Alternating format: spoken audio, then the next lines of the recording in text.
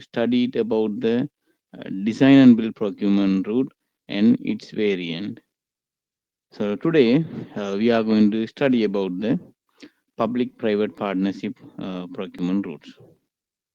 Okay, so let us understand what is public-private partnership.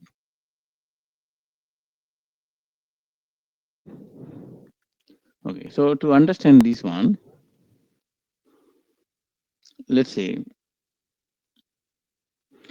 sometime in a major development in countries, in especially developing countries, the government doesn't have that much money or fund allocation, isn't it? They have some shortages. So since the government has some shortages, either financially or technically, they will go for a private sector to come and either fund the project or technically support the project to complete. So it is not always the government expecting the money from the government to the private to the government sector. Sometimes they might expect the technical support as well.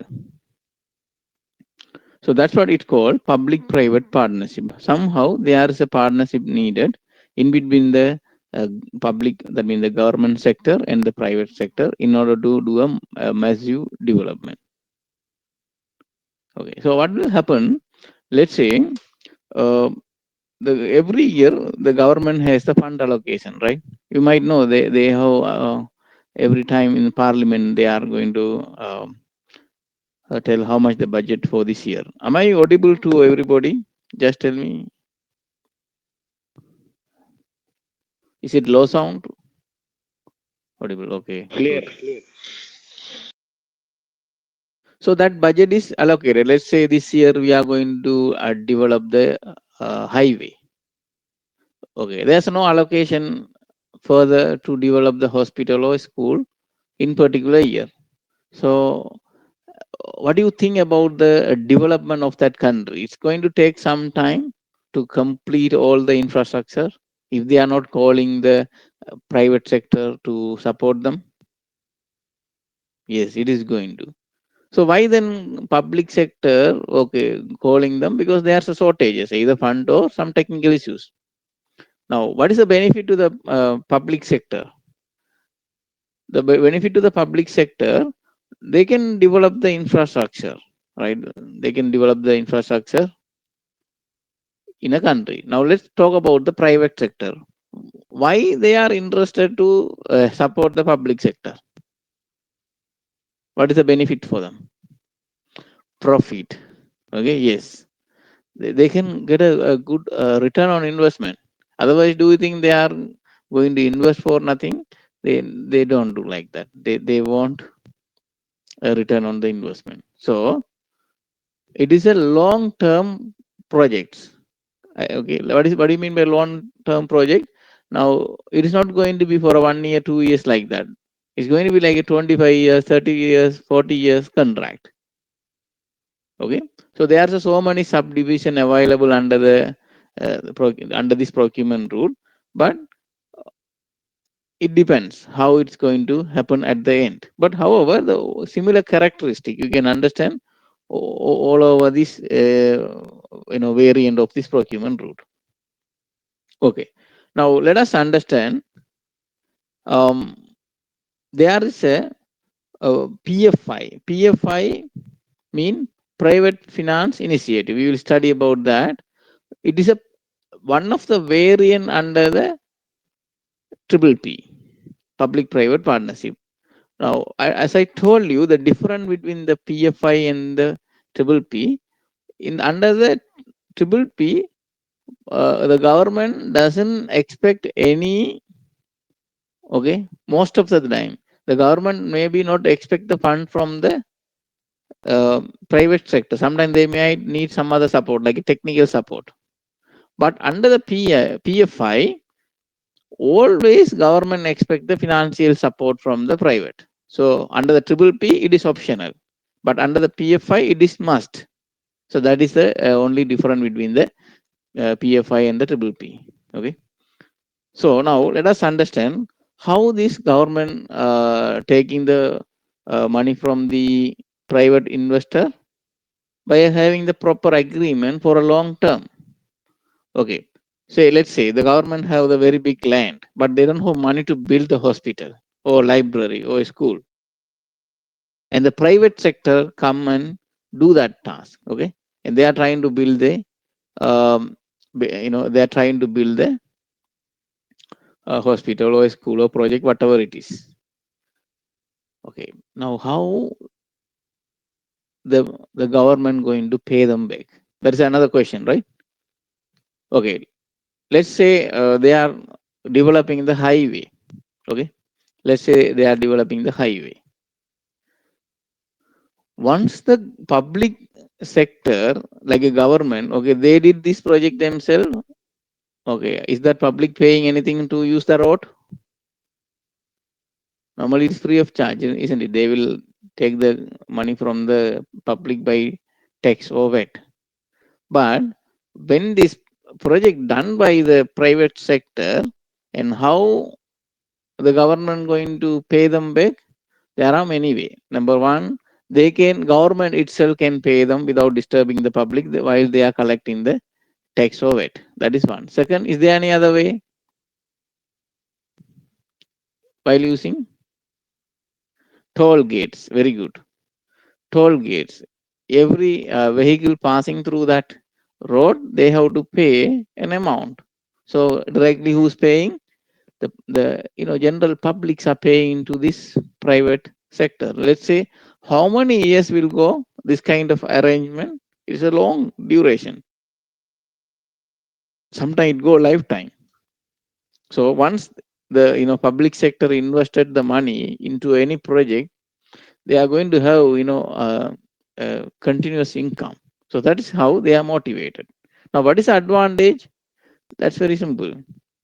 The advantage is it's going to increase the country's infrastructure facilities.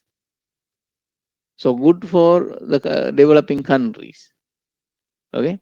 So therefore, who's investing in this money? The private sector. So they will try to complete the project with the high quality because they are the one going to manage this project for some time without further delay. And who's going to invest the money to complete the project? Probably sometime the private sector is going to invest the money. So the quality is good and it will be finished as soon as okay practicable.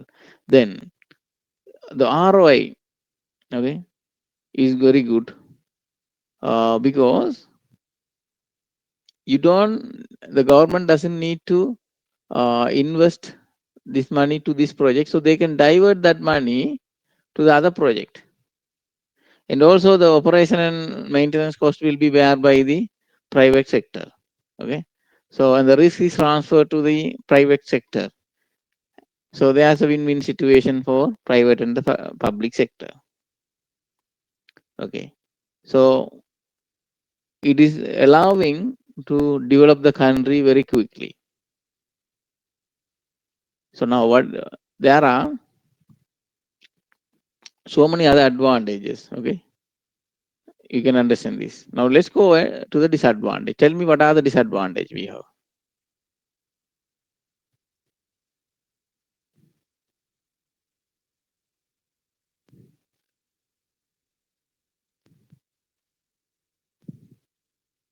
Any disadvantages? You guess?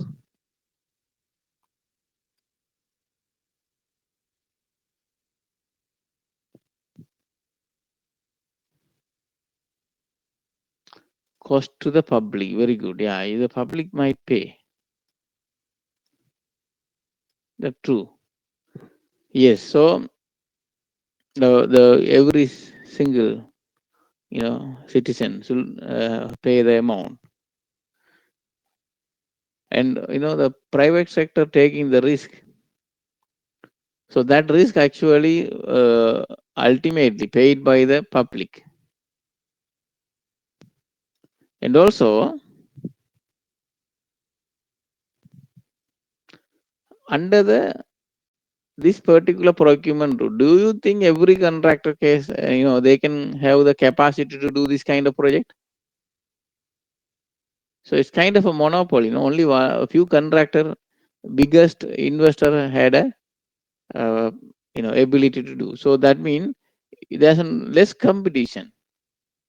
You are not giving any room for other contractor because this character is something different. Okay, and sometime for the contractor, they are developing a project in a country where there's always some political turbulence or symptom of war. Do you think it is a good idea for them to develop the money? No, that is not a place to develop the money, no, by investing in right, risky places. So that is sometimes risky for the investor.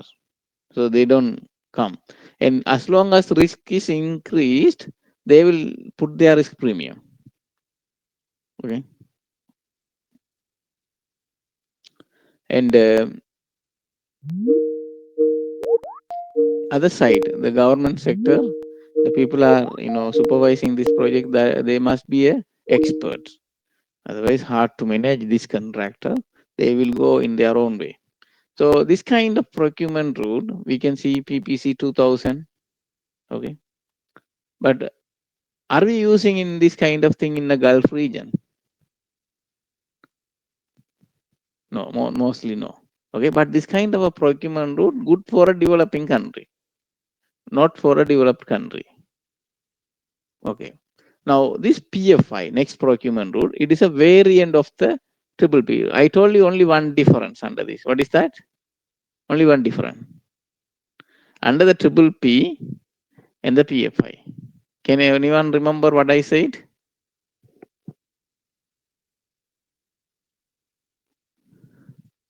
Okay, it is always under the PFI funded by the private sector. But under the triple P, maybe yes or not. So it is not compulsory. But under the PFI, it is always the public sector to the investment. Okay, so that's all the difference. So private finance initiative, okay, it is under the triple P, and sometimes it is called as a PF2, private finance 2. So somebody asked, do you know about the P3? What does a P3 mean?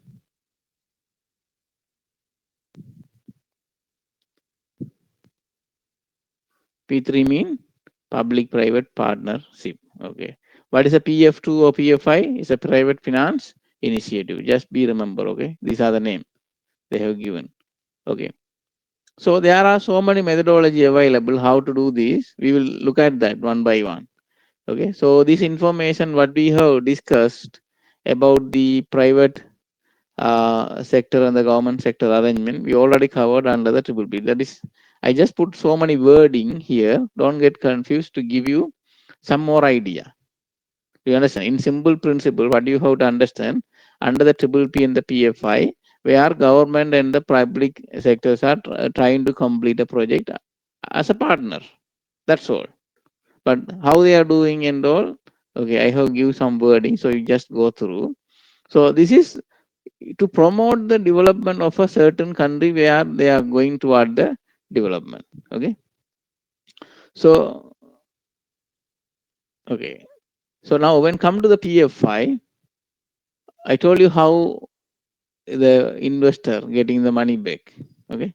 So they can get it from the government itself, or the public will pay. Let's say the private sector build the hospital.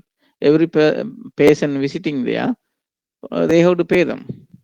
It's not free of charge. Okay, so the contract goes generally 25 to 30, 40 years. It's not a small period. Okay, sorry. So now there are a number of models available. Now you should understand there are so many varieties available under the triple P or PFI. One is boot. What is a boot? The investor build and they own, they operate, then transfer. So transfer happen. They will build, they own for a period, and they operate and they transfer. What is go? They build, they own, operate. Is there any transfer happen under the second method? Is it going back to the government? No. So who's going to be owner?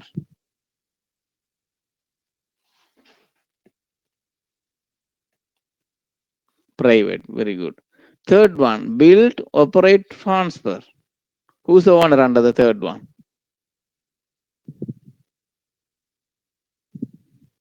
Government. Very good. Design, build, finance, operate. Who's the owner?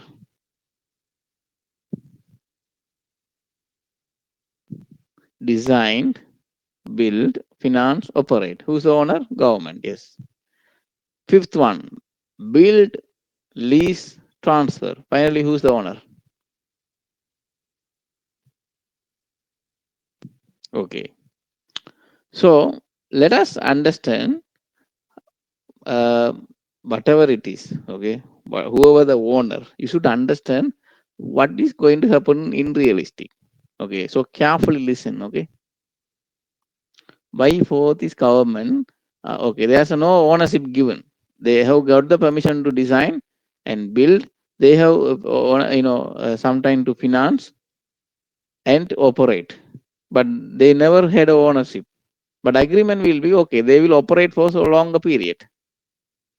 Owner is the government, but they are the one going to take the profit for a longer period. Likewise, okay. So now let us understand. We are going to build a, let's say, hospital project under this any of the methodology. Okay. How many years contract generally goes?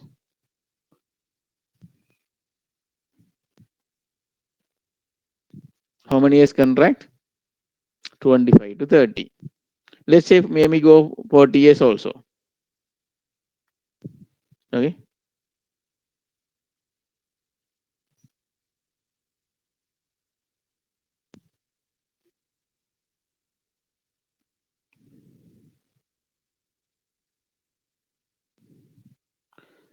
Okay. So it can go for a 40 years also. Now think about a building life cycle. After 40 years, how that building look like? When let's say you want to hand it over to the government, right? Say 40 years, are they taking the enough money back for their investment during the 40 years? Definitely, no. Every day there will be lots of patient. So the hospital project they are going to make a lot of money. Remember two things, okay? Two industry won't lose the money easily if you are thinking about the business perspective. One is the medicine industry. You don't lose the money. What is the next one? One is a medicine. What is the next one? Education. Yes, very good. Other industry will see high rise and fall, but these two industry no. You don't see easily they're losing. Okay. So 40 years during the period they got enough money for their investment, including the maintenance, everything, operational cost, everything. Are they getting enough money? Because government gave the land to them free of charge, isn't it? Okay. Now think about when it is come to the 40 years, the condition of the building. Think about the one furniture you bought 40 years back. Just for example, okay, you have to change the furniture frequently. Now let's think about the one furniture, chair or table or whatever the equipment. Okay, you bought for a 40 years. Is it usable right now? What do you think? It is almost in a dead condition, right? Think about the equipment bought for a 40 years. Latest technology advancing in the medicine, right? Can we go for that old equipment? No. So, what is the benefit now when you are giving the handing over after 40 years? Again, government must invest a lot of money to, rebuild or recreate it. They have to do a lot of renovation. It will cost them lots of money. Okay. So again, that handing over not going to be worthy for the government sector. Do you understand? That handing over after 30, 40 years, not really worthy for the government. They don't have again money to do that. So what they decide sometime, don't transfer, keep it yourself. Then what is the benefit for the government? Is still public getting the facility rather than you say no. Let's say there's no hospital in the place, but there's a hospital they will charge you. Which is better for you? No hospital or there's a hospital they will charge you in a particular location. Let's say there's a no school in a particular place. Second option, there's a school they will charge you. Which one you like it? So second one definitely you get something rather than nothing. So same principle. Is it benefit for the government to take the ownership back? It depend on the contract and the condition of how they want to hand it over. So it's subjective. Okay, but mostly if the government doesn't have the fund to do that, taking over or taking the ownership again from the uh, private sector, then they should not take it. They have to allow the private sector to keep it. So they will maintain and they will give good service. So do you understand these models? Boot, Boo, Bot, DBFO, BLT. Is it clear? Okay. So now the thing is under the PFI, okay, from the RICS Black Book, you should understand there's some key wording you have to understand. One is PF2, okay, P3, this kind of key wording. With that, there's a one key wording we have to very clearly know SPV. Do you know what is SPV mean?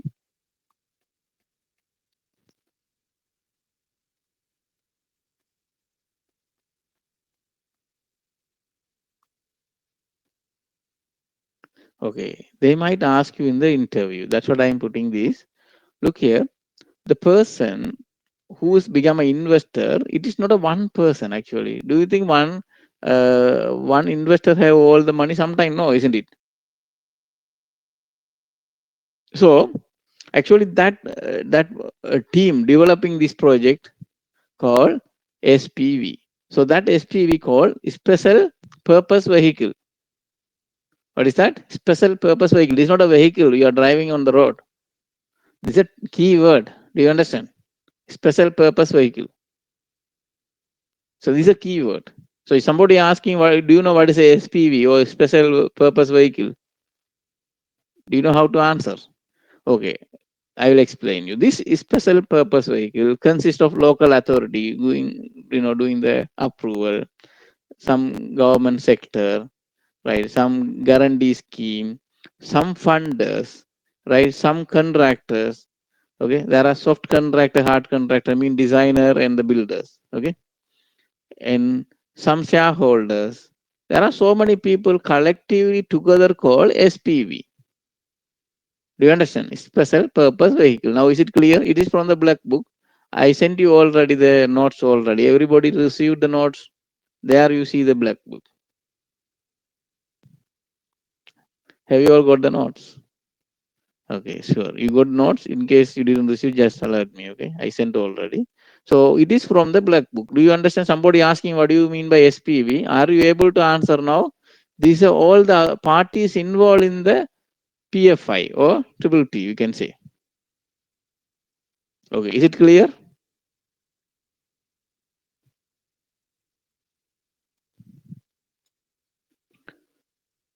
Okay, so it is a multiple parties involved in this PF2. So this special purpose of vehicle is a consortium between kind of a joint venture agreement between number of parties, including the private and the public. So it's not a one person. Sometimes so many bodies within that. Okay, and this special purpose vehicle SPV, right, funded by the investor or funders. So sometimes the bank also financing because it's a long-term investment, right? The bank want the long-term investment. They also interested if the every situations are going good. Okay, so this SPV will enter into the agreement and continue to develop the project. Okay, so they remain for a long period. So it is not a short period, right? Let's say the parties who signed the contract, okay, on the day one, when is the day two going to be happen? The end day. After how many years? Probably, let's say generally it go 25 to 40 years. So average, let's say 30 years. The party signed the contract before 30 years. Do you think end of the contract they remain? Most probably some people only, right?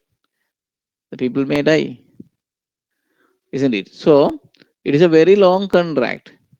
It goes to generation to generation. Do you understand? So it is kind of a longer investment plan. So kind of a bank or a good investor, these kind of arrangements are good. What about some investor, they are just entering into a short-term investment. Is it suitable for a short-term investor? No, it is not ideal. Okay, because they need the money. Now, what we discussed earlier, build, own, operate. Okay, so I don't want to again explain. This is the same thing. Okay, whatever I discussed with you, finally the ownership will be transferred to the government, right? So that's I just put you for all this information to read and understand further if you want. Otherwise, in simple, if you understand the meaning, boot, build, own, operate, transfer. It is having the very clear information. Then you can guess what is inside of this whole information. Okay. Same way. Okay. Same way. The others. The it have the advantage, disadvantage. I just leave it for your notes purpose. Okay. As long as you know some information, that's fine. Do you all understand what I'm saying here? I just put this all for your reading purpose. It is easy to understand if you understood the theory. Is it clear, everybody, what I'm saying? Yeah, okay. Very simple theory. Okay, don't get complicated. With that guidance I have given, if you read, you will understand. Same with disadvantage we have under the triple P and the PFI. Right, everything is there's a disadvantage because long-term contract, right? We don't know what will happen. Maybe the public may be paying more. Now same way the bot, okay, and DBFO, same way.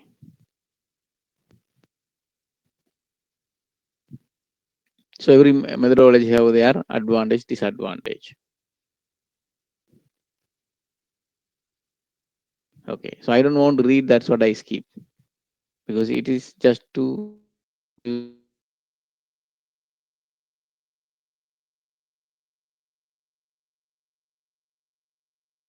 the okay. All of you, can you hear me well? Am I audible? Okay, good. Term contract. Now these are contract we should understand very carefully. Term contract. Term contracts means, okay, you have to listen carefully. This is with the minor changes, you upcoming procurement routes going to be different. So do you understand? With the minor changes. So we have to carefully listen. Term contracts enable employer and the contractor to enter long-term arrangement. Long-term arrangement, not a short-term arrangement. So if you have long-term works, which is a regular workflow for the contractor, regular workflow. Okay, so what kind of long-term arrangement and the regular workflow this term contract talks? Let's talk about the okay. Let's talk about the work which is like a road maintenance or building maintenance or repair work. Okay, is it a regular work every day? Yes, it is a regular work. Can we stop maintenance the road, highway? Okay, you don't need to maintain and do. There's nothing to do. Can you use it after some time? No. Let's talk about the building. Okay, you have the a 10-story building. You do a let's say you are having the residential apartment, but don't you need to do any maintenance for the building?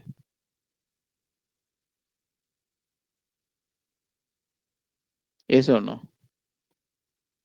We need to do the maintenance. What kind of maintenance works will come under the building? Can you all list them in a one building, high-rise building, which is what kind of maintenance work will come? Just clarify everybody. Yeah, MEP work. Okay, so lift issues, HVAC, air conditioning, fire alarm, right? Civil work, facade cleaning. Very good. Then plumbing, right? They can be damaged. So minor repair works will come. So this kind of work every day happening, cleaning the building, right? So is it every day happening?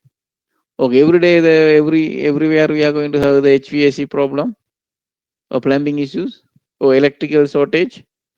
No, right? So we don't have that kind of work. Now, let's say we have the 100 unit in one building. Okay, try to understand this theory carefully. Let's say we have the 100 units in the one building. Okay, one unit got the air conditioning problem, another unit got the plumbing problem. Can we go and call for a contractor to bid the project for each and every piece of work? Okay, one day we got a plumbing issue. Okay, call the bid. Okay, who's going to be lowest? We are going to give the project. Is it practicable? It's not practicable, right?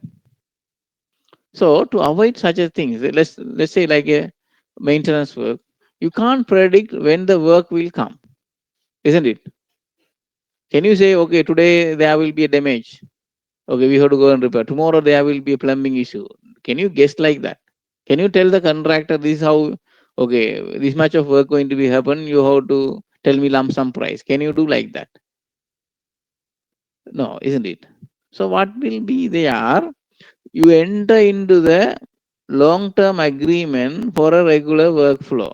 Let's say, are we sure what kind of damages or repair work or maintenance work will come to a typical building? Do we know that exactly? Can we able to list them? Let's say the electrical lighting, okay, lighting fixture damage, okay, how much? Plumbing accessory damage, okay, how much? Like that, can we have the list of typical maintenance and repair work that coming under one building? Like a one, two, three, four. Can we say so? No.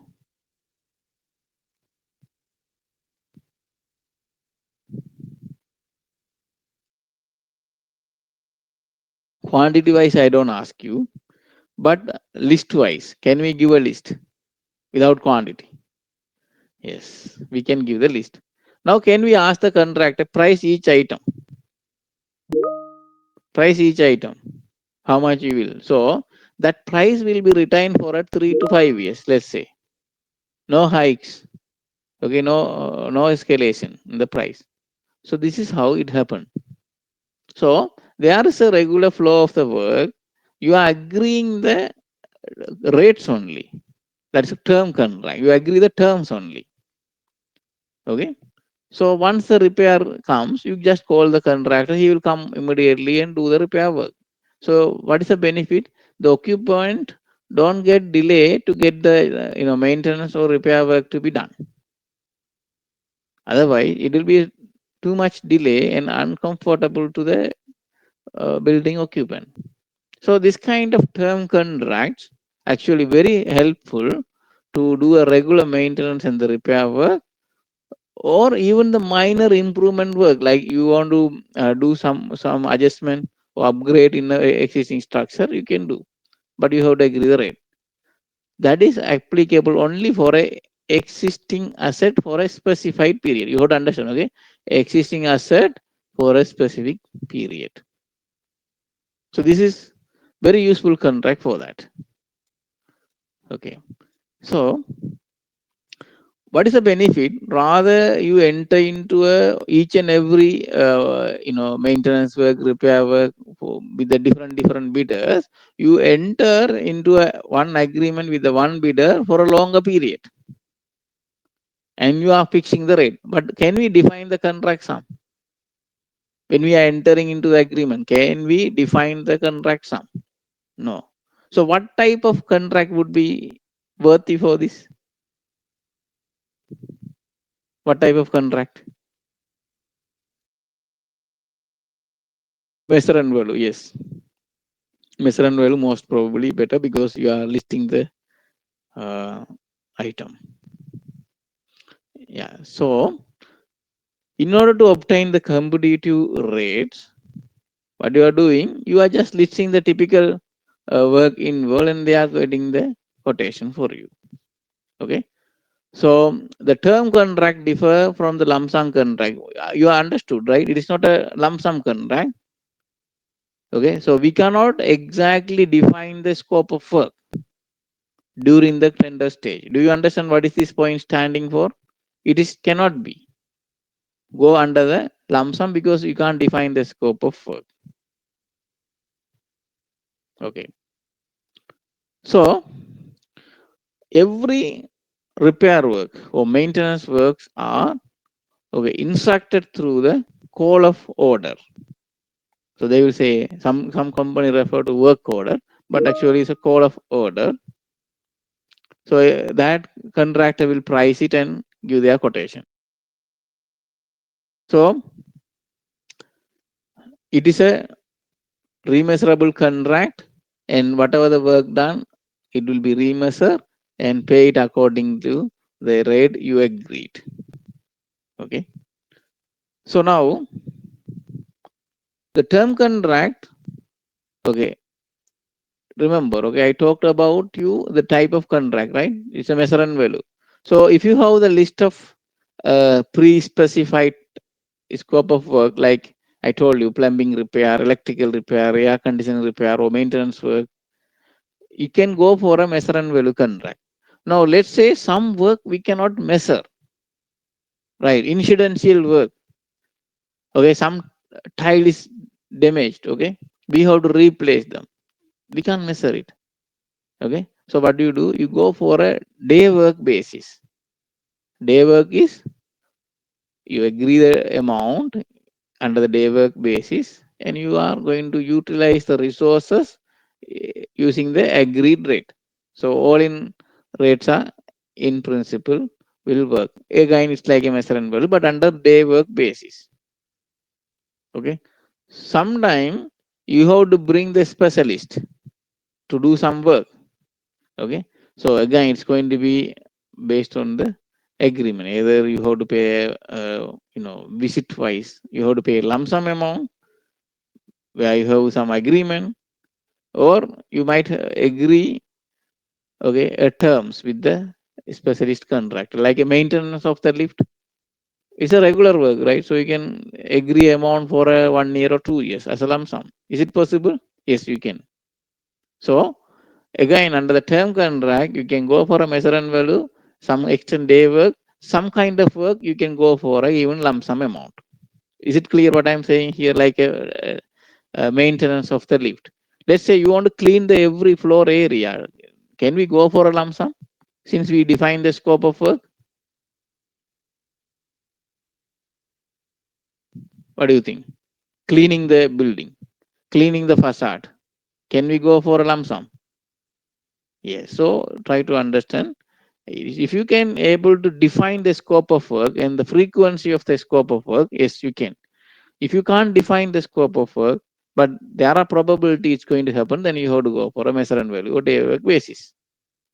Okay. So what is advantages? Okay, you are going to give the project to the contractor who first satisfy the uh, pre-qualification and their prices matching and coming to the lowest you are going to award. So you don't need to call every single work different contractor. That save your time for a tendering and the cost also. Okay, so another thing is, let's say the building maintenance contract. Is it going to be 1 year, 2 year, 3 years? How long it will go? If the client does like that particular maintenance team, it will go for years and years, isn't it?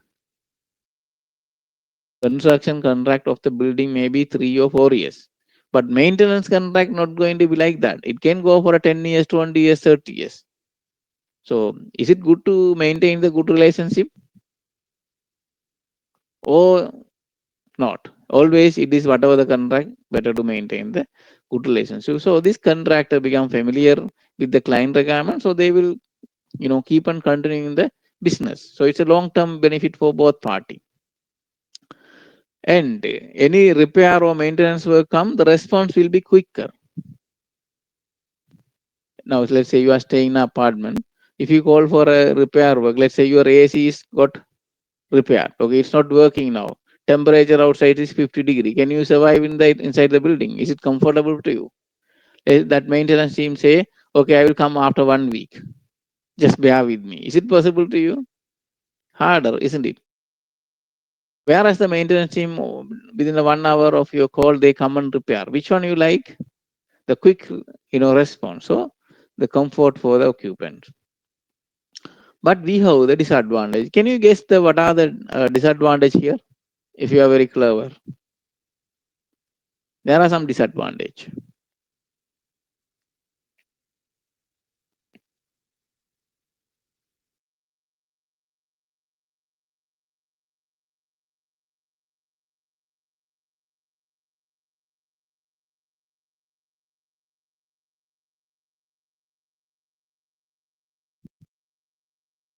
Price inflation for the contractor. Talk in a client's perspective. Yeah, budget allocation is problem. We don't know.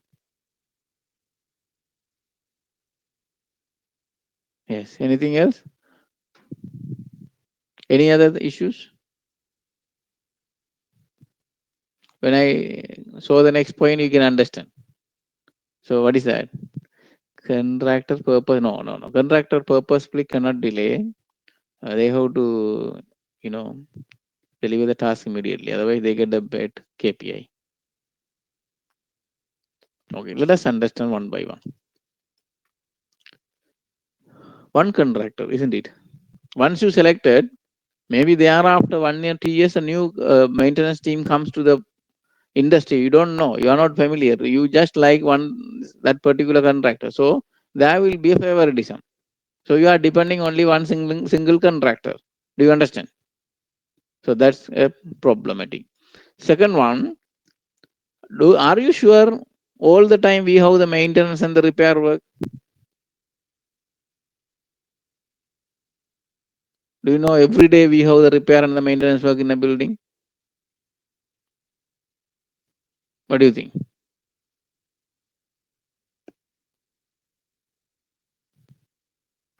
So now, if you expect a maintenance team to be there only for your on-call duty, whenever you call, they have to come within a 1 hour. Now that day they had a work. Okay, that day they had a work. Okay, so the resources which is under the maintenance team got utilized, and you pay them the money. That's fine. Now that particular day, another day, there was nothing happen, but those people are waiting for your call, but you didn't call because there's no maintenance work. Who's going to pay this money for the staff and the other resources, which was idle because no work and they just waited for your call only? Do you understand the question? You don't have all the time maintenance work, isn't it? Or repair work. So who's going to pay? Who? Answer me. Contractor, right? So do you think contractor will get the losses by idling the resources? Do you think it can be a good business plan? No.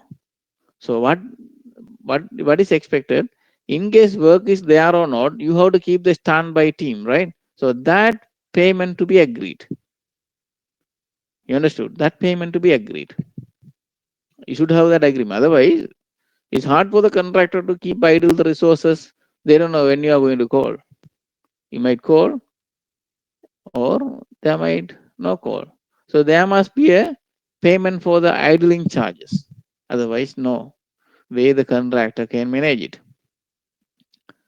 Okay, and sometimes the overconfidence. See, once you start to trust one person, then you so rely on them. No, that's again the monopoly. Okay, you go favoritism. So you don't want to go um, to the different one. Additionally, that person become not effective or efficient one. He can also do the work randomly without planning to increase the client cost, either knowingly or unknowingly. So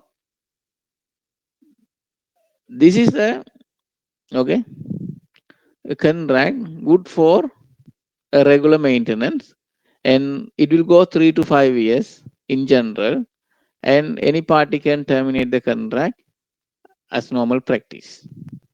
Okay. So is it clear everybody about the framework term contract before we start to study about the framework agreement?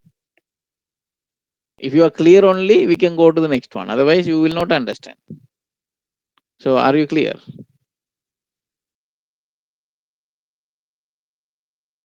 Okay, very simple. Now let's go to the framework agreement. Very only one point is different. Others are same. There's a confusion between the term contract and the framework agreement. Now we are not going to have it. What is a framework agreement? Same as a term contract. Term contract we used for a existing asset, right?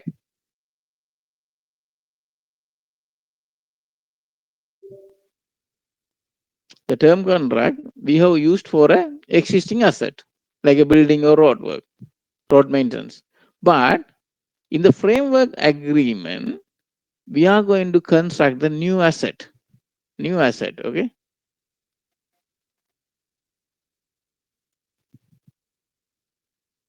But what about the cost? You don't know. The rates are agreed. Okay, the rates are agreed. Like say building or road works. Okay, do we have the standard BOQ line item? Typically BOQ line item for a building or road work. In simple, do we have the typical BOQ item for a road works? Yes or no?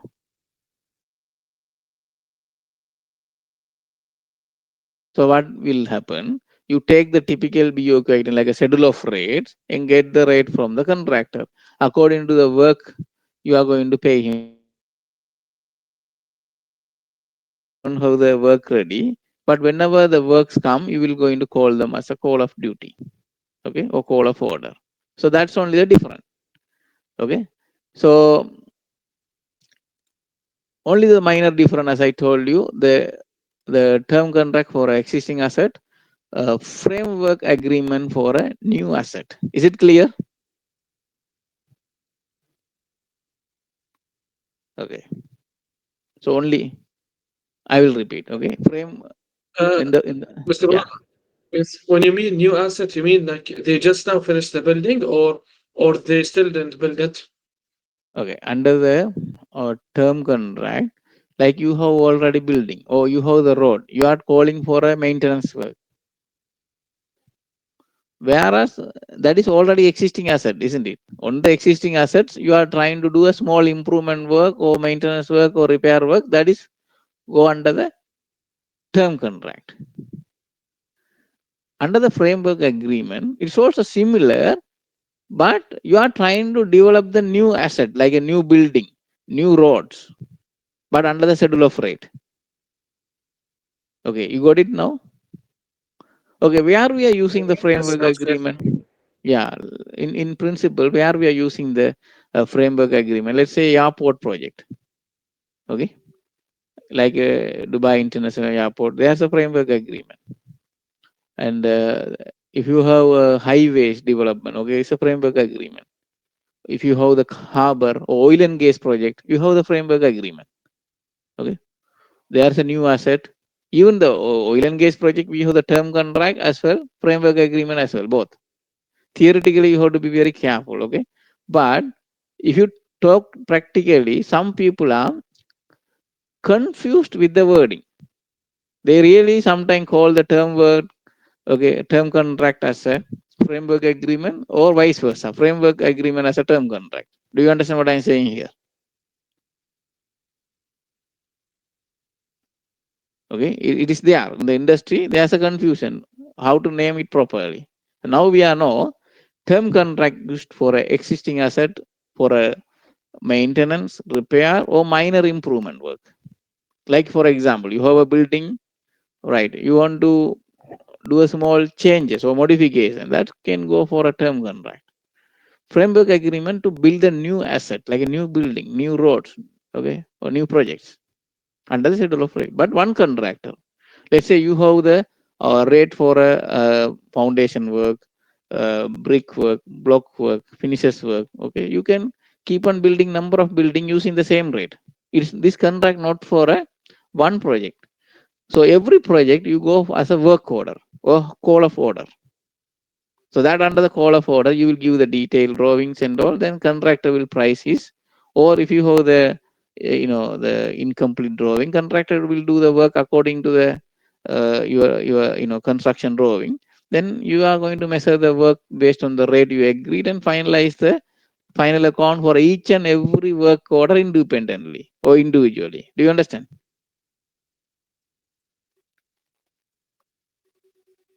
Okay. Anybody have any questions on this?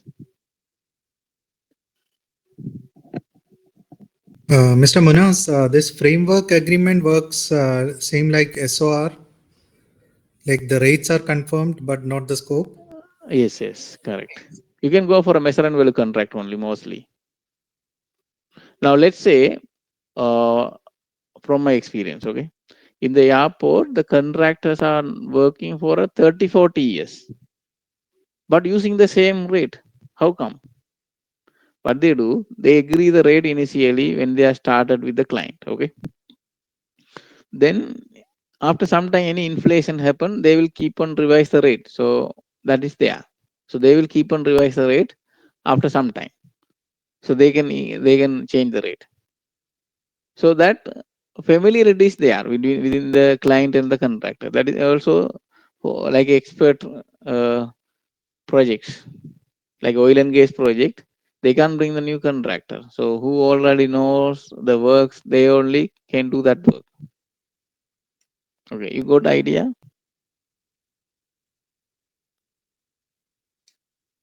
Okay, now second scenario. Now there are some scope of work added newly, but the rate is not there. There's no existing rate available that you agreed. Now what we can do is a new asset, new rate. What we can do? Yeah, we can negotiate. Yes, three quotation principle is there. We can negotiate the rate. So that go negotiation. You understood? There are three methodology to fix the rate. One, you can use the BOQ rate which is available with you. Second, maybe you can use the pro rata basis using the BOQ rate. That is there. Third one, you go for a new rate using the market quotation. Okay, so three methodology there. So is it clear for you now? Everybody, confirm. If you have any question, ask.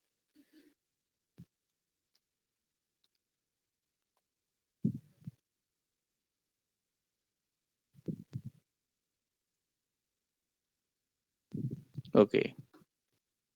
Is the framework agreement for renovation? Renovation is the existing asset or new asset? How we are going to do for the renovation? Renovation we are going to do for a existing asset, no? So what will be the right wording for that? It's going to be a term contract.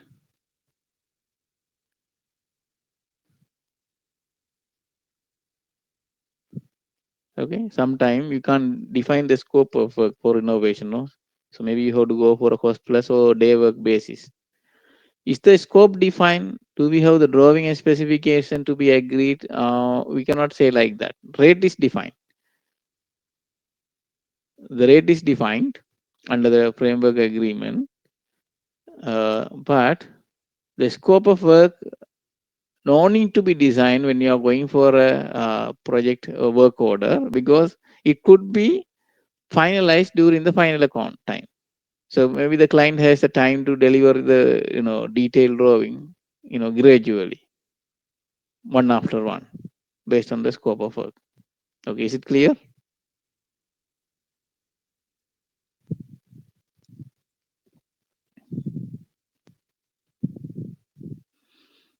Okay, good. Shall we move on?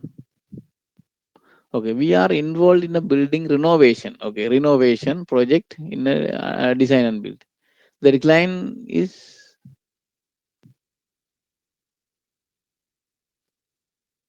okay.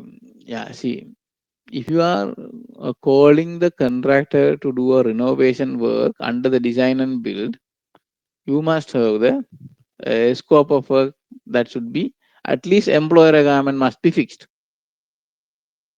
Unless otherwise there are changes on the employer agreement, only the contractor can go for a variation.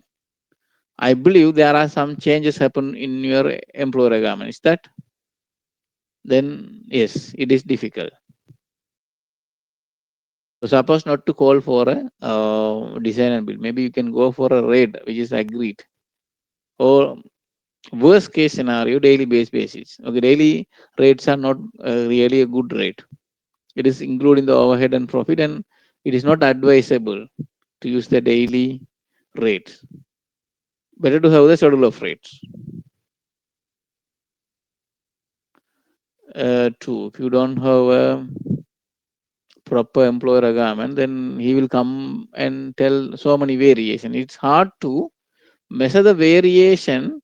Okay, it is very hard to measure the variation under the design and build, because there are no existing detailed scope of work available. Okay, so it is difficult. Now, if you talk about my RICS case study, it's all about the design and build procurement variation. It's not easy. Okay, so if you have such scenario, then you can take it for a RICS case study as well. Okay, any other questions?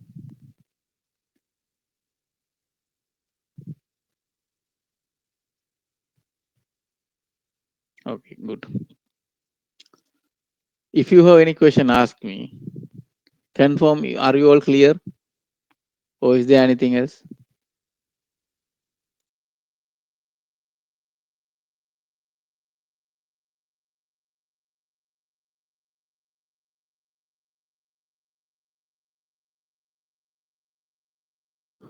Okay, so next we have to learn about the serial contracting.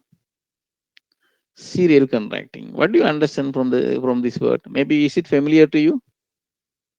Serial contracting.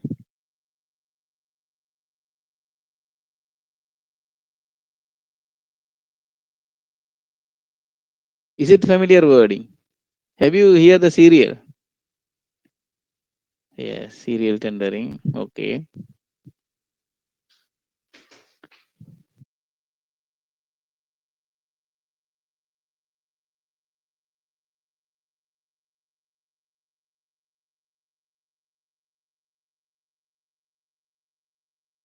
Okay.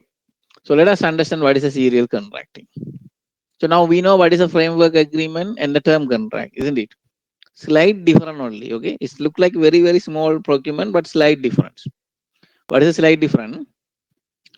This type of contract should be similar. What is the first condition? You can't go for a different type of contract. I mean, different type of project. Let's say you are going to have the school project. Second project also should be school, no? It should not be a hospital. So this type of contract or project should be similar. In this method, number of project often referred to as a program with a similar characteristic. Okay, now let's say you want to construct the bus stops. Bus stop is a small project, isn't it? Yes or no? Yes. Can we have a one bus stop for all the cities? Only one bus stop? Or there should be a requirement of frequent number of bus stops. Needed, isn't it? We need more bus stops. Now, can we call if one bus stop, one contractor? Likewise, can we do that project? What do you think? One project, one contractor. Tell me if yes or no. If you say no, tell me the reason why it is not advisable to do one small project to one contractor. Why?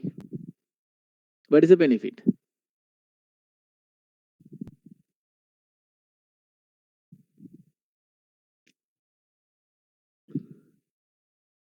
Same, no, what is the benefit? Same contractor can do same rate, okay. Time consumption, no, that's saving.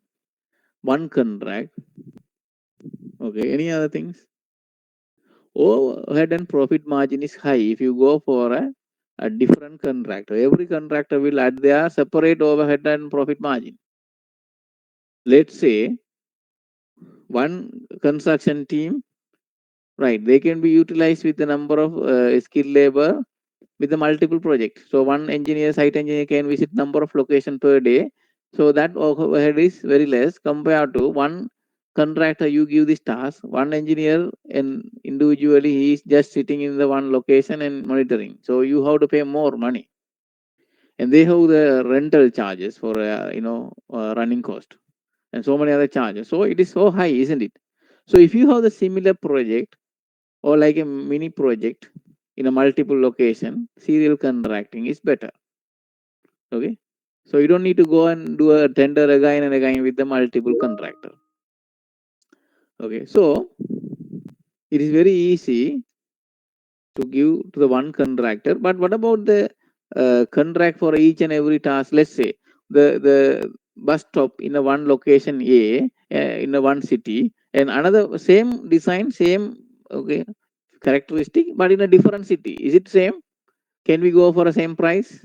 What do you think? No, the location factor will change. So therefore, what they will do, there will be a small adjustment between the location in the price. Minor adjustment for the location factor.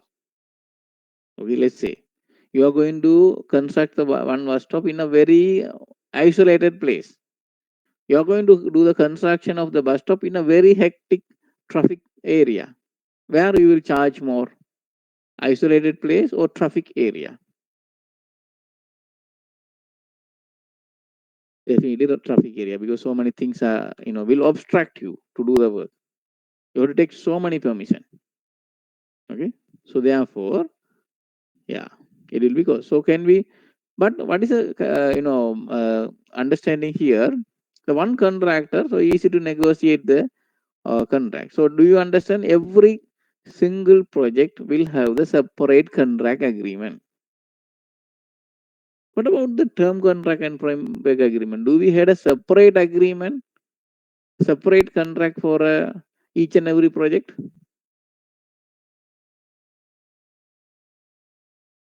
No. What about the serial contracting? Do we have the separate contract for each and every project? Even we are agreeing the similar rate with the minor adjustment for location and the design factors, but do we have the separate contract here under serial contracting?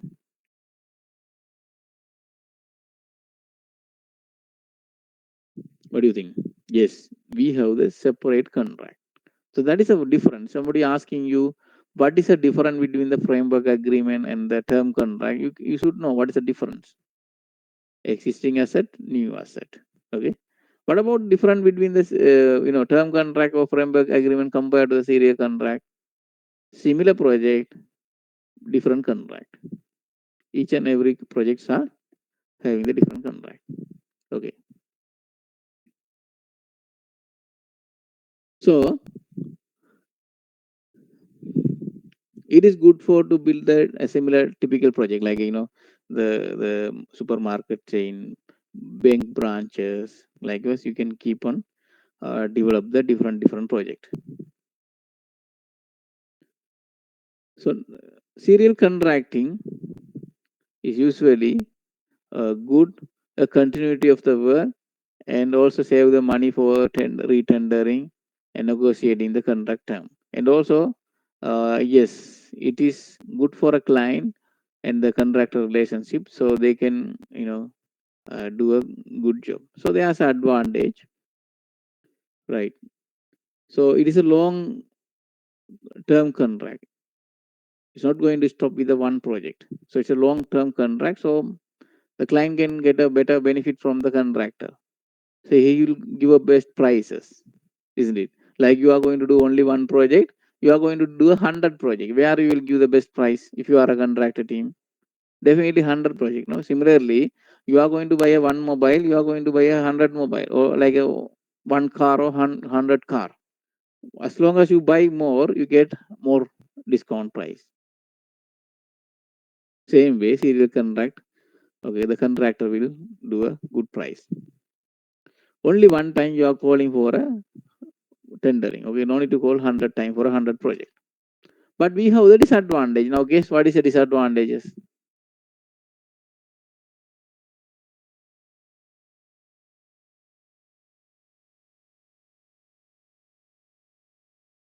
Everybody.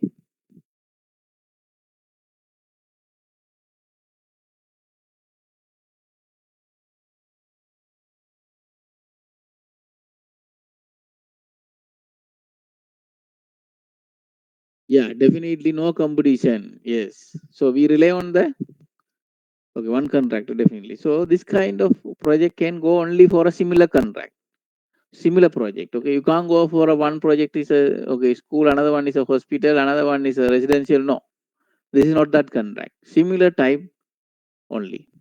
Then sometime the one project goes well, sometime other project not going well, depend on so many other factors.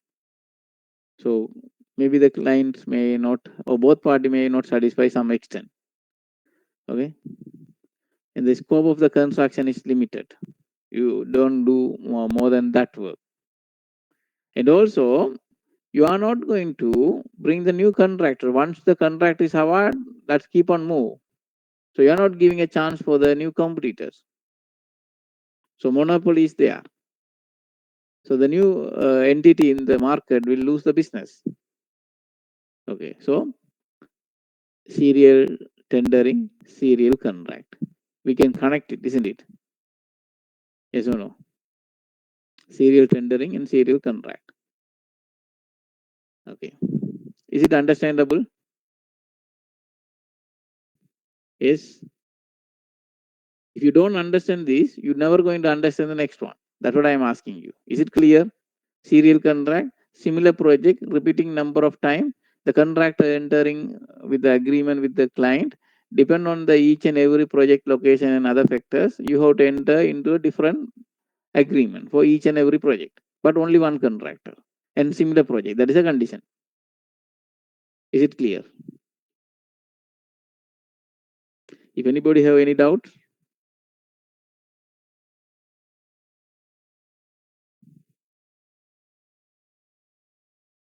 say clear or question. Okay, good.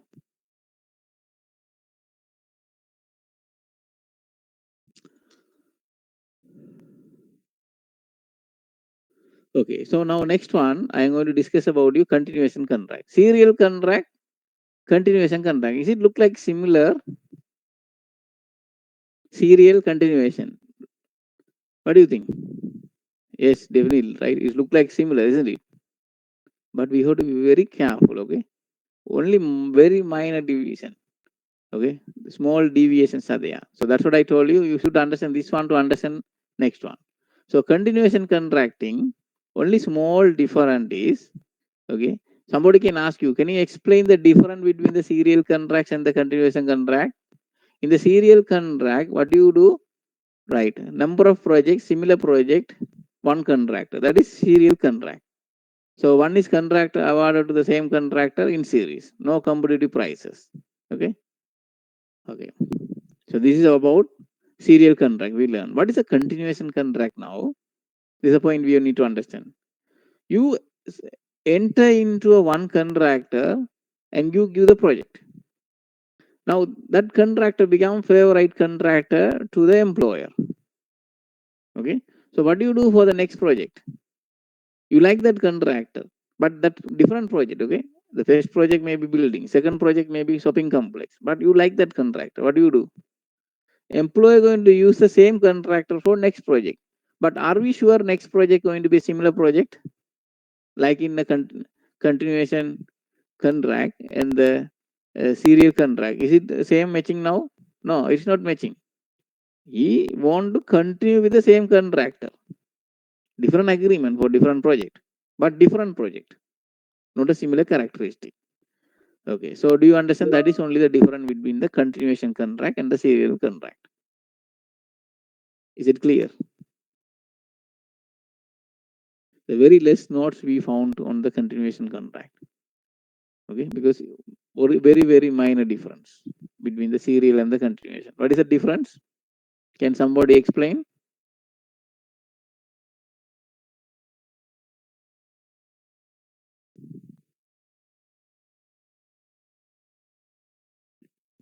What is the difference?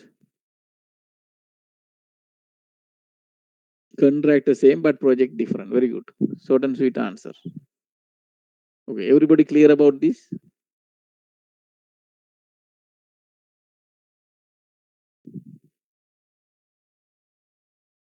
Okay, good. Alliancing. Now we are going to talk about the alliancing.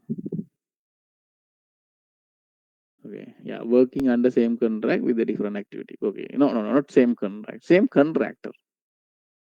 Okay, same contractor, different project, different scope of project. One is maybe school, next one is a shopping complex, third one is a residency, like that. But same contractor continuing with the same client. Okay. Any questions before we move to the next one? Ask if you have any question, everybody.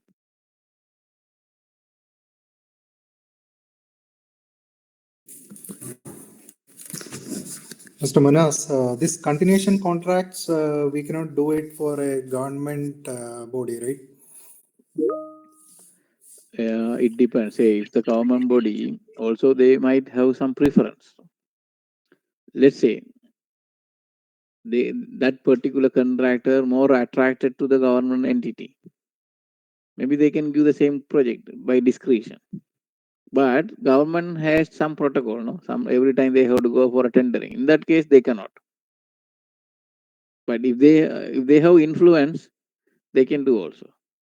So it's all about the goodwill between the contractor and the client. So we can't say no. Maybe there's a possibility. Let's say nomination contract. Okay, so nomination tender. What will happen? You have to go for a nomination tender sometime emergency situation. Okay, so this contractor working in a one project, whereas the government entity had some emergency repair work, they can call him immediately to do that work. That one situation they can go. Second, location wise, this particular contractor only available. There's no other contractor there.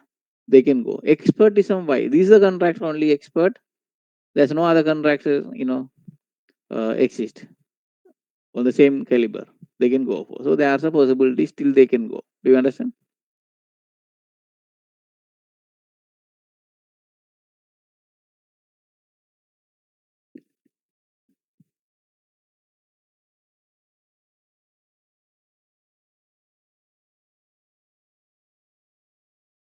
Okay. Do you understand?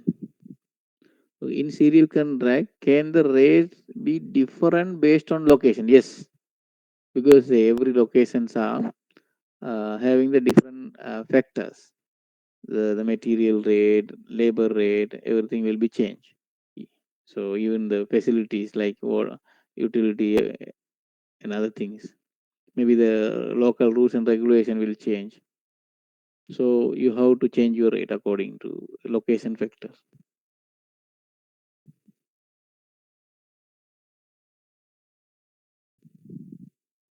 Any others?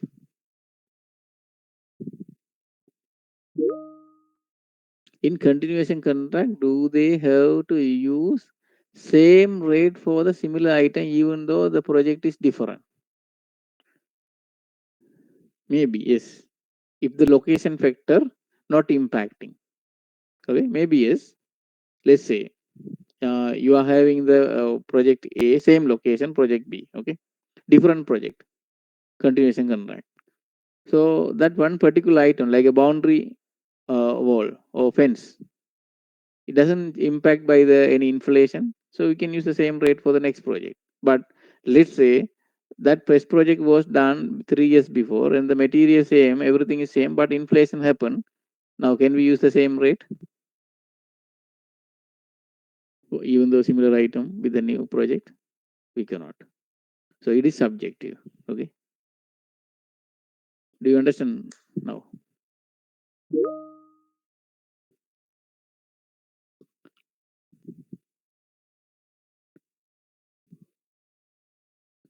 You have to understand one thing. One common thing between the term contract, uh, framework agreement, and serial contract and continuation contract. One common thing. What is that? The relationship between the employer and the client is the matter. It's a long-term relationship. They like each other. That's what they keep continue. But in the previous procurement route, whatever we discussed, traditional design and build and all, we don't discuss like that, isn't it?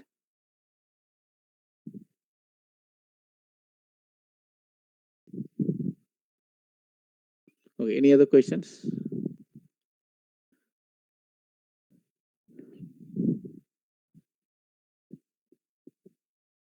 Okay. Shall we move to the next one? Okay. Next thing, we are not going to talk about much about the procurement. It's all about the team working. How many of you APC member here? Say you are a APC candidate. Yes or no? APC. You are already in RICS APC process. Yes. Okay. Good. So remember the last this class we discussed about the team working. Okay. So it's all about part of that. It's actually part of the team working. Now in the construction industry, it become very important that contractor, employer, and the consultant must work as a team to deliver the good quality project. Okay. So the alliancing is part of that. Okay. So it's all about long-term relationship. What we talk in the serial contract, continuation contract, framework agreement, term contract, all contracts are long-term relationship. So is it better to have the good team? Okay, team building within the all parties. Definitely yes, right? So this alliancing talk about the collaboration between the all parties. So what is the benefit by collaborating the parties? Is a very transparent, okay, win-win practice. Reduce the conflict or dispute, avoid unnecessary claims between the parties. So that kind of benefits are there. Okay. So I don't want to read this note. It's just for your information. Now under the alliancing, we have the joint venture. Do you hear about the joint venture before? Yes, it is famous, right? So two different contractor or multiple contractor, okay, getting the joint venture to get a one project. So in under the joint venture, I'm not reading this, okay? I'm not reading. I just going to guide you, so that's enough. Under the joint venture, okay, there's so many benefits. Let's say two small contractor trying to complete for a big project. They will bring more contractor to show them as a very big contractor. Like in everybody who's in Qatar now, say yes, Qatar. The Qatar Metro project was with so many consortium. The big contractor was there. Even the airport project in Qatar is a consortium. So even in Dubai, so many projects is a consortium. Even in Saudi, so many projects are in consortium. Just be aware about that, because if they go alone, they can't compete. They don't have resources to do. Okay, so that is one. So larger project, small contractor or medium contractor team up. Sometime MEP contractor teaming up with the civil contractor as a one. Okay, so sometime the other contractor who is want to spread the business across the boundaries, okay, in a different countries, they can come and okay work with the other contractor locally available as a partner, so joint venture, right? Or within the same country with a different district or area, yes, you can do a team up. So the joint venture have so many reasons to form. It's all about the business partnership. Okay, so it's all about some detail. I don't want to go through them. In normally the consortium agreement will be there. So in the consortium agreement, what are the features will be there? Okay, it's here. I don't want to read. Just leave it. There's a one person. Let's say there are five contractor. Okay, joint as a joint venture. Okay, do you think client can talk to all the people, all the contractor for one meeting? What do you think? Who's going to make the decision? Out of these five, one will be a leader. Okay, that will be a leader. So that leader only going to communicate with the client and take the decision, and others should obey that one. That's what an agreement. Otherwise, it's hard to manage. So the management board, everything will be there clearly. It's just for a look. You don't get the question much on this one if you are going for RICS or personal interview. But why I put this all for your knowledge only, because you don't want to search any material if you go through with my lecture. Okay, that's more than enough for you to study this subject. So that's what I put the notes. Otherwise, you might I put a room for you to go and search the notes. Do you understand? Okay, so that's what I skip this. Okay, so I will skip this part.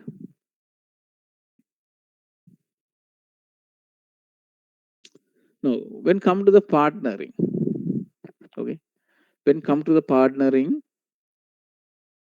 is it kind of a teamwork like a joint venture? Yes or no? Yes. So same thing. But there is a difference between small difference between the partnering and the joint venture. So this partnering could be okay adapted to any kind of procurement route, but it is not a procurement. Let's say, let's say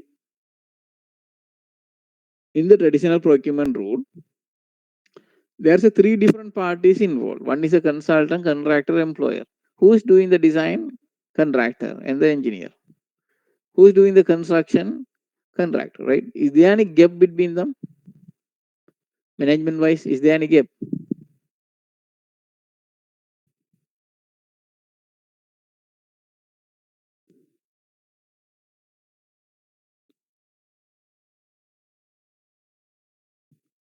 There's a gap. So we need to avoid that gap. So this kind of agreement will, yeah. Okay, so this kind of agreement could help to avoid the distance between the parties. So it will bring the transparency between the party. Now, what is the difference? Let's say you went to the uh, traditional procurement route. Do you think the contractor will show the whole rate breakdown and what is his profit margin, everything to the client under the traditional procurement route or design and build? What do you think? Does the contractor will show everything, whatever he is incurring the cost and real profit he is gaining? Never, isn't it? What do you think under the partnering approach? Does the contractor need to show everything in actual way with the transparency to the employer, even though pricing strategy? Yes, answer is yes. It is an open book practice. What is that? The terminology I said, open book practice. Okay, open book practice means there's no hide and seek here. Okay, so there's no hide and seek. Client know how much the contractor real cost and how much is profit margin. Now, there's some additional cost contractor incurring because of some changes or variation or some claim situation come. Do you think is there any argument between the party to agree the amount? No, there's no argument. That is a benefits under the partnering approach. So every party understood what is going on with the other party and they trying to help each other. So this relationship building under the partnering approach. Okay, so it's give the trust, mutual understanding, and common purpose. So like a team, and they're trying to cut the cost and deliver the high quality, and try to deliver the project timely, and try to keep the good relationship. Okay, so it's a good collaboration between the parties. Okay, so it is good for long term strategic business relationship. Now let's talk about the joint venture.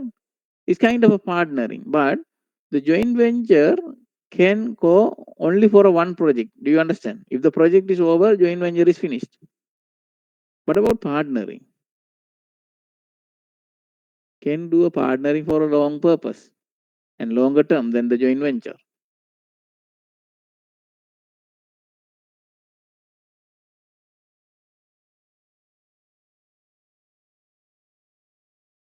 If you say joint venture, it's like a one purpose. Okay, once the purpose is finished, you will leave that. Like you are going to be a joint venture for one project. Once the project is over, you are leaving. If you say partner, partnership not for a one project, it is for some time and some longer period. So that's a business partner. Okay, so that is partnering approach. Okay, so this is good for a to develop the teamwork. Right, it's a transparency there. So reduce the claim culture. Each party trust each other. So, but there will be a failure. The partnering will fail. One is selection of wrong partner. Do you understand? Selection of wrong partner will ruin the business relationship, will ruin the purpose. So it's a problem. Mismatch organizational culture. Let's say in the world we have three different management structure. The American style is different. The way they get the job done. Japanese management is different. And in the Gulf we have the mixing. Do you understand what I'm saying? The operational cultures are different. Like let's say a Japanese management company with the American management company, they joint venture. What do you think their operational way? It will be contradict, right? It will be contradict the way they deliver, the way do their work. So it's going to be conflict. So, will you trust immediately anyone? You become a partner, will you trust everyone? No. It doesn't happen like that. It takes time to build the trust. Okay, but still we have the advantages as we discuss. Okay, it reduces unnecessary dispute. Both party know what is going on. Okay, and also it is bringing the supply chain benefit. What is the supply chain benefit? Continuous business. If you have with the one particular entity, that entity will offer you a special rate for you, a special price for their premium service, and they will deliver you a high quality. You know, they will deliver you a high quality project with the less cost. So that is supply chain. And in the upcoming lecture for the RICS class, we will talk about the supply chain. Okay, so we'll discuss about this further. But for the people who is not yet started the RICS, just for your understanding, you, in simple term, you are going to a particular shop regularly to buy the things. Okay, what is the relationship between you and the shop owner will be good, isn't it? So there will be a mutual understanding and the trust, and maybe he will offer you some good prices. Same thing happening under this supply chain. Okay, so it is going with the multiple projects, so not one project. So long-term business perspectives are there, but there's a disadvantage. Okay, if you are not sharing the information, okay, with the right time and right impact to the right people, okay, if the communication gaps are there, then it's going to be a problem. Okay, okay, they maybe one party can spoil the partnering benefit. Okay, so it's all about ethical value. The different operational cultures are obstacle for this partnering. So you have to be very clear when you are entering with the partnering. So you have to select the right partners. Okay, there are so many cost involved with the unnecessary meetings, decision making. Right, sometimes you might have some disagreement between the members. So again, it can be a negative impact to this business. Okay. So this is a all procurement route what we have discussed so far. Now let me show you the mind mapping for you. So what we learn under the traditional, okay, the design separated and the construction separated, and there is a two variant. But remember, one of the variant we have discussed. What happened here under the sequential and accelerated? Do we have any problem here? Anyone remember?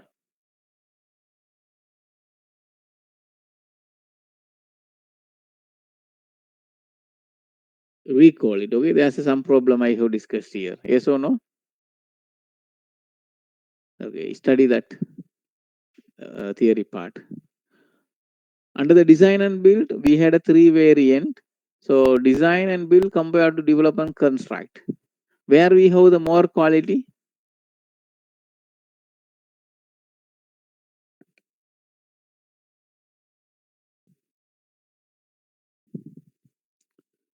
More quality under the develop and construct. Okay, because it is developed further.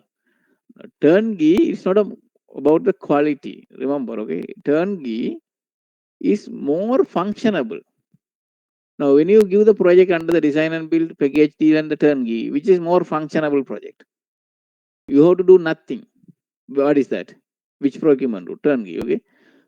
In between, you have to do little things, not too much compared to design build. That is package deal. Okay. So just be aware about that one.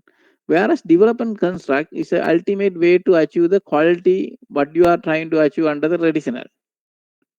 Okay. So that is different. It's an extended version of the design and build, but quality wise good. We can go for a complex project also. Can we go for a complex project under the design and build?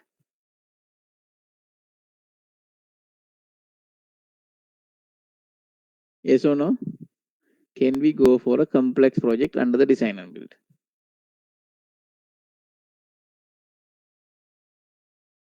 No. Can we go any complex project under the develop and construct?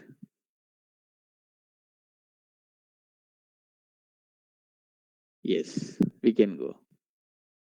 Okay, so that's you have to study well. And management oriented, what we learn, there are three varieties. MC, management contractor. So he has a control over the work contractor or trade contractor. Then his power is down and CM come. CM doesn't have the direct control over the work contractor or trade contractor, whereas the client has it. Design and manage, where the particular contractor do the design and manage the contractor, like a project management consultant. Okay. In other type, we learn triple P and the PFI, and the term contract, what we understood for existing project, and the framework agreement for a new, and the serial contract, similar project continuing with the same contractor, continuation contract, different project but continuing with the same contractor. Whereas alliancing and joint ventures are not a procurement actually, it is a approach that could be applied under the partnering. So these all are the procurement route. Is it clear now?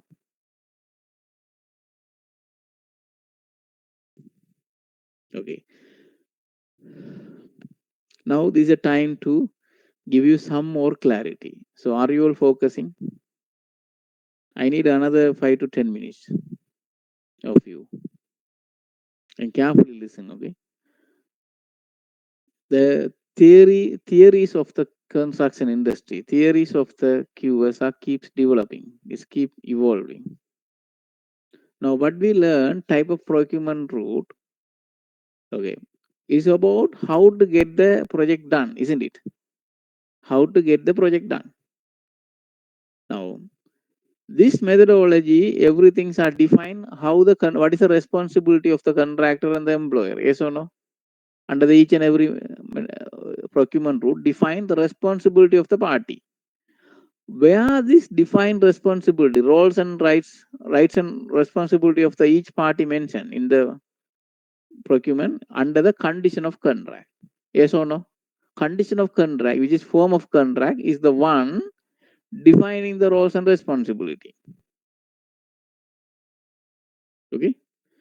Type of contract, whatever the traditional method or design and build or management oriented or term work, okay, anything, type of contract should be within that itself, isn't it? Can we separate the type of contract without procurement? So can we implement any procurement route without type of contract?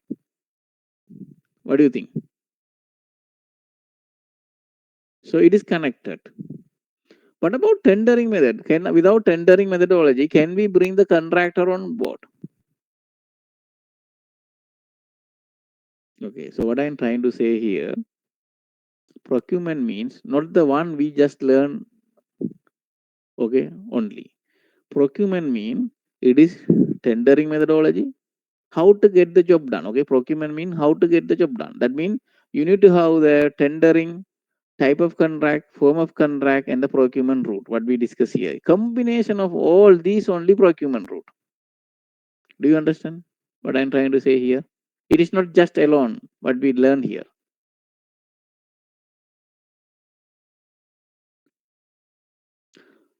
None of the books referring this information so far. I believe there will be some update in the future. Okay, if any authors writing the books, yes, they will bring this to very clear that procurement route or strategy mean it's not just this one. It is combination of all together is the right procurement strategy. Do you understand? Cannot define a procurement strategy without combining all these together. So this is nowhere in the book, and I just trying to make you understand what is really a procurement. Is it clear for everybody?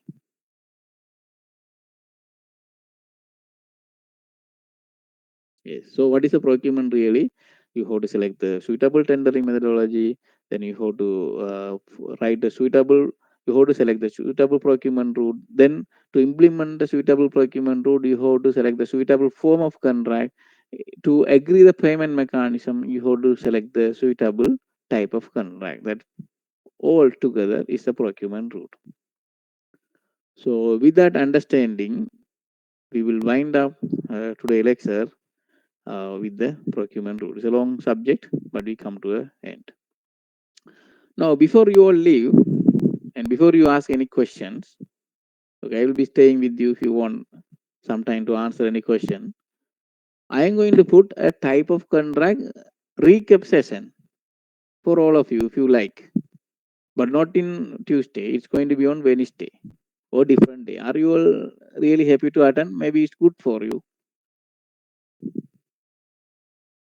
In some more recap session, don't ask every subject to recap again. It is not possible. But I know by the time you might forget. So I'm trying to put the recap session on some subject where I feel is more worthy for you to learn it again and develop your knowledge. So are you all happy with the recap session? I'm going to send you all, especially batch number 24 and 25. Okay, I'm going to send you all the new timetable for you. Whereas the batch number 22 and 3, okay, with this procurement lecture, we done with the all lectures, but there are something pending for you. What is, okay, we have to do some workshop. I will tell you through the message what you have to do. And also you can also come for a type of contract recap session if you want. Okay, that I will send you when. Okay, now I will entertain the question if you have anything on this procurement route. Any questions?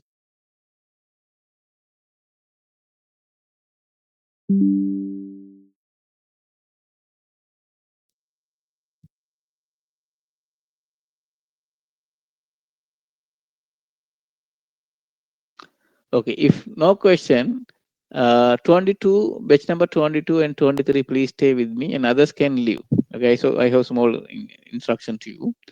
Okay, as long as we are reaching the end of the course for, okay, these particular two batches, I'm about to give you a certificate. At the same time, now job hunting become a big challenge. Yes or no? I believe yes. It's a challenge. There are so many people are seeking for a new venture. Yes. Okay. So what you can do? You give me your proper testing, your professional brief. Okay. What you can do? Okay. What is your expertise? Even you learn this program, so many things you gain through this program. So you mention properly and trying to promote yourself. So at least a good CV of you or small brief of you will give a signing to so many, uh, the employer looking for you to hire. So that I can do. Or anything else beyond that, if you want to suggest, you can tell me. So I will think what I can do best for you because ultimately you want to land a good job after this training. That is your objective and my objective too. Do you understand? So suggest me what if I do best or if whatever the things I can do for you, I'm trying to do to land you in a good job. Obviously, that very important at this situation. Okay, so that's only the message. So everybody under the 22 and 23 batch, you just prepare your proper professional brief. If you done the CV review with my team, already the first paragraph in your CV is adequate. I think already you have it. Otherwise, you have to do it yourself and you have to get me some thing about you. Okay, so it will be easy for you to for me to just promote you. At least somebody can see, okay, you done this training, you have developed your knowledge, and they can call for you some kind of jobs. Okay, anything other than that, if you have any suggestion to help you to develop your career, you come back individually with a suggestion. And with that, any question you can ask if anybody having regarding the subject today, or we can wind up. Okay, can we use the cost plus contract in a term contract? Yes, if some situation where you cannot measure the quantity, then yes, you have to go for it. Or there are some situation where the measurement value or lump sum or daily rate are not applicable, then you can go for a cost plus. It is possible.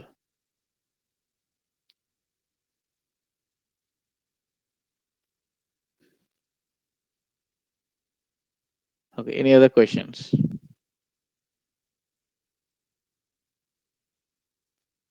Okay, then. So no more question. See you all with the next lecture. Good night to everyone.